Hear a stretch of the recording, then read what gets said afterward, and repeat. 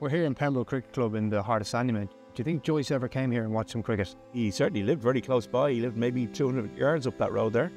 I mean, Sandymount is famous for it. I mean, W.B. Yeats was born 200 yards that way. Samuel Beckett played cricket in this club here. Yeah, there's every chance that he came down and had a wander down, have a look at what was going on. In my quieter moments, I'd imagine Joyce bumping into Yeats along the wall there and watching Samuel have a bat. But I don't think the timelines would have worked on that one. When he was young, he spent all his time reading about cricket. His brother told a story about him insisting he go out and play with him in the back garden every single afternoon. He loved to bat, and he wasn't very good. He played a bit in the schools in Clongowes and Belvedere, but he was certainly a mad keen cricketer, yeah. Did he write much about cricket? He certainly did. In all his major works, there's lots and lots of references to cricket and lots of passages about it. There's one fantastic passage, I think it's one of the most evocative pieces written about cricket anywhere, about when he was in school in Clongowes and he goes out to watch the first team training, and this is the passage that comes up. Fellas were practicing long shies and bowling lobs and slow twisters. In the soft grey silence you could hear the bump of the balls, and from here and from there to the quiet air, the sound of the cricket bats.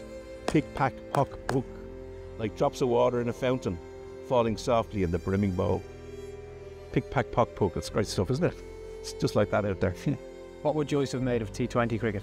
Well, yeah, I mean, back, of course, in his day, there was only people wearing whites and playing with a red ball, whereas nowadays it's very different. I think he would have loved it.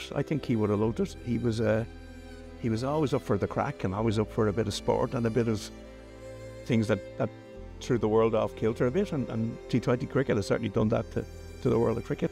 I don't know if you know this, but you up here in Ulysses are certainly one of your forefathers. Heavenly weather, really, if life was always like that. Cricket weather. Sit around under sunshades, over and over. Out. They can't play it here. Duck for 6 wickets. Still, Captain Buller broke a window in the Kildare Street Club with a slog to square leg. Donnybrook Fair more in their line. And the skulls we were cracking when McCarthy took the floor. Heat wave won't last, always passing.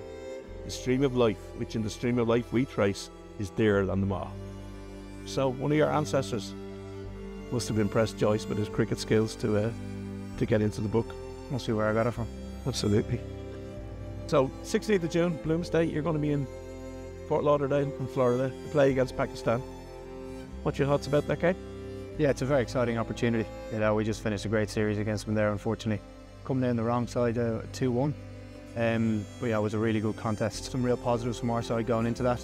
We know we're going to have to be at our best to compete with all the teams in that group, and particularly Pakistan as well on Bloomsday in Fort Lauderdale. So yeah, it's exciting. How's that? No ball. He carries his bat. 932 not out.